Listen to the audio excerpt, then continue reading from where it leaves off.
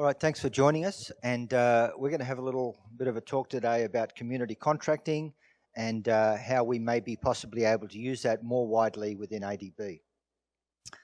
I'm going to take you through a few areas. We're going to look at why would you use community contracting in the first place.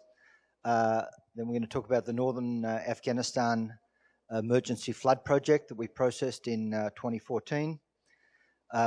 Some lessons learned, opportunities, and at the end of it, well, so what? So how can we use it going forward? So why would you use community contracting? If you were, community contracting is not new, it's been around for a while. We even have it written up in the PAIs. It's there as an alternative procurement method. There's also a guide in the PAIs. If you look at that, the guide was written in 2005. You know, the authors of that understood community contracting quite well, and there's some interesting and useful information there. But fundamentally, you know, we have a spectrum of infrastructure that is built from what is small scale, simple infrastructure to medium, more complex, and sometimes large scale and highly complex. And so there are a range of actors which can be involved in civil works contracts to build that infrastructure. From communities at the smaller end to maybe national firms, and then getting onto international firms with the larger, more complex projects. So community contracting fits at the smaller end. But you'll see from some of the data today that there's room to think slightly more expansively than perhaps what we have in the past. Community contracting allows us to hire communities to build small-scale infrastructure, often more quickly, and often at a lower cost than what we can do using firms. It, of course, employs people from the local community, so it enables us to hire local people with money flows, with financial flows into the local community. You know, we do have a poverty reduction objective in the bank, so it helps with that. And in the case of Afghanistan, community contracting can be done often at a lower security cost, a lower cost for security compared with when you're using firms, because they do incur additional security costs. And in what is a post-conflict or maybe not post-conflict society, it helps with building the bridges and linkages between the national government and communities. So there are a number of reasons why we can consider community contracting. Let's talk about the emergency project that we processed in 2014. There were heavy rainfall events in April and May 2014, and they were somewhat unusual. They were spread out over a period of time, but it ended up with major flooding over a widespread area of northern Afghanistan. The government requested ADB assistance, and we processed an emergency loan. It ended up a $57 million emergency loan, with the major implementing partner being the implementing agency being the Ministry of Rural Reconstruction and Development. Just to give you a few fast facts on the civil works side, with the Ministry of Rural Reconstruction and Development, their civil works budget, we ended up doing 850 sub-projects using the community contracting approach, a total of $39 million, and an average value of $45,800.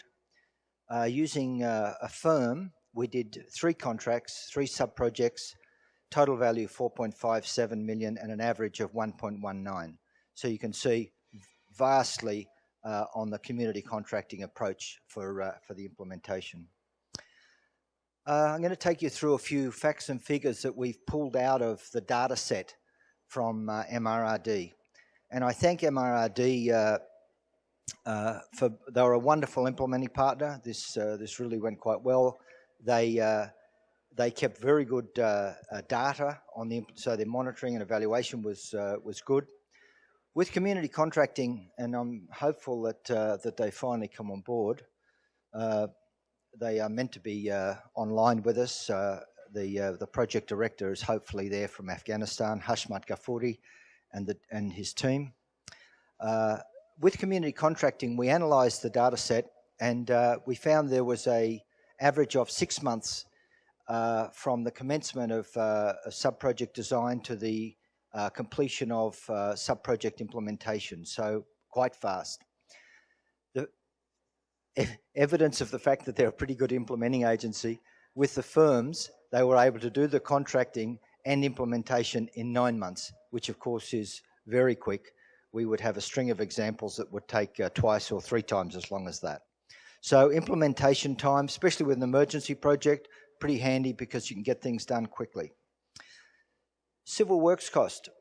We went into the database and we had a look at, when comparing apples with apples, what was the civil works cost if you used community contracting versus a firm?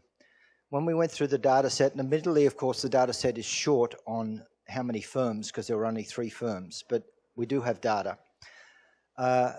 The community contracting cost 81% on average compared to the cost of using a firm. So there's cost savings.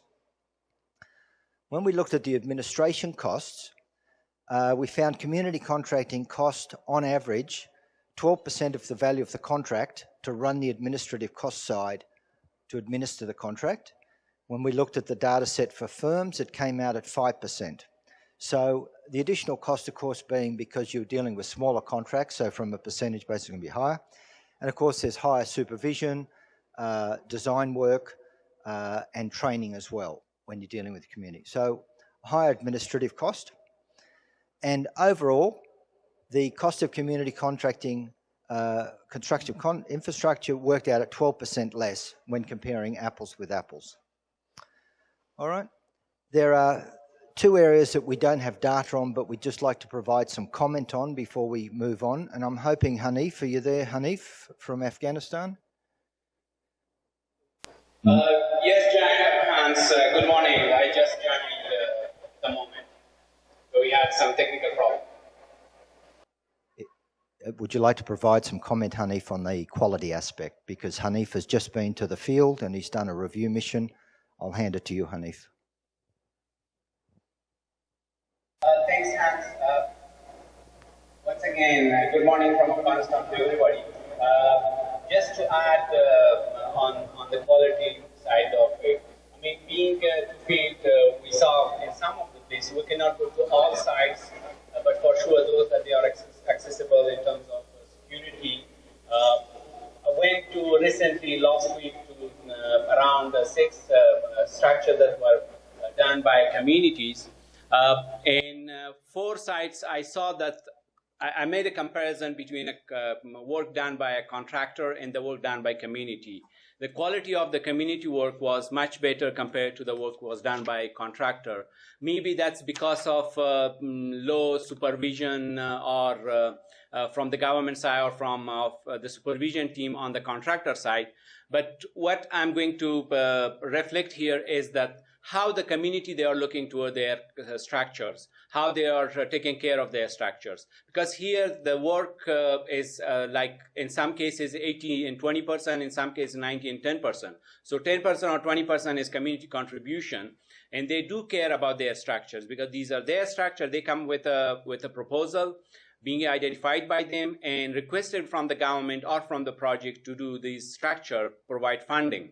So the quality in I can say in most of the areas that we have visited, the quality of the work is much better compared to the work done by a contractor. But usually these are for very small scale that we do. Thanks, Hanif. Thank you very much. I just wanted to get something from the field because he just got back from a review mission. Financial accountability. We don't have any data. The feedback we get is that financial accountability at the village level, at the community level, is robust. We know that the firms do suffer from attempts for rent seeking.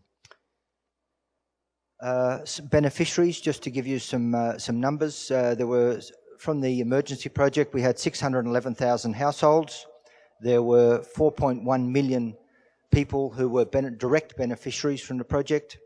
There was 150,000 part-time jobs created and a total of 2.5 million work days done. So some pretty healthy numbers on what was done. What did we discover or learn?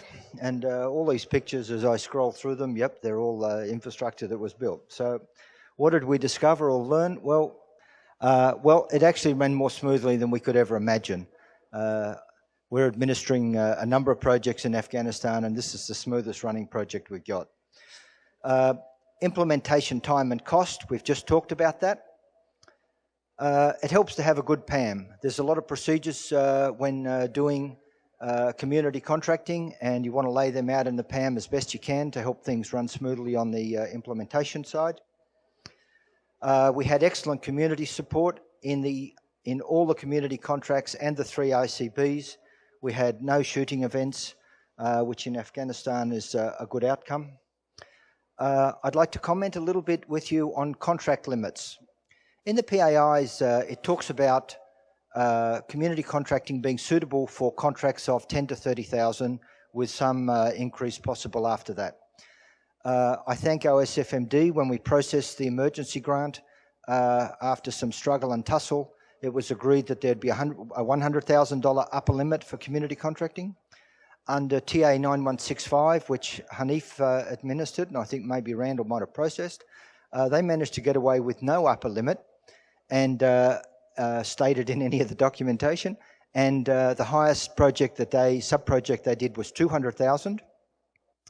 And under the National Solidarity Program, which the World Bank is responsible for with MRRD, they've done community contracting of up to $700,000. So the issue is complexity, not size. Now, size will become an issue after a while, but the fundamental is complexity, not size. So you're now going to see a few pictures. That school was built using community contracting in Daikundi. Cost 16 rooms, cost them $350,000. Now, we wouldn't expect to see that as a community contracting infrastructure. That school in Daikundi, 8 rooms, $254,000. So I think there's some opportunity for us to perhaps think a little more broadly about what we define as suitable for community contracting. Implementation model. The National Solidarity Program has a NGO between the implementing agency and the communities. When we designed the ADB projects, we had no NGO between the implementing agency and the communities. And it's interesting that the successor to the National Solidarity Program will also be dropping the NGO out. So they've moved to the ADB model. Possible use in other sectors. MRRD has experience with small schools, clinics, farmer collection centres, farm-to-market roads. ADB did a routine road maintenance program with the ILO in Cambodia in 2001. Reforestation, of course, the reforestation of the Kathmandu Valley was done using a community approach, and there's also examples from China. And you have the institutionalised social protection, for example, in the National Rural Employment Guarantee Act in India, 2005, uses community contracting. What does this all mean for DMCs and ADB? Well, community contracting can be cost-effective and time-effective for implementation. It has benefits for communities. It also helps them strengthen them so as to improve maintenance and sustainability. On the operations side, directors and processing office should carefully consider how they can use community contracting in project design. Community contracting does require more due diligence during preparation because you need to make sure that you're dealing with communities that have got the financial capacity to administer, and also, of course, the skill sets to be able to build the infrastructure that you've got in mind. So we're looking at slightly longer implementation, slightly longer time during preparation, but if things go correctly, then you should get a quicker implementation period. Implementation supervision is important, both by the implementation agency and by ADB in review missions, and maybe the PAIs could be updated. And that's all from me. Thank you very much.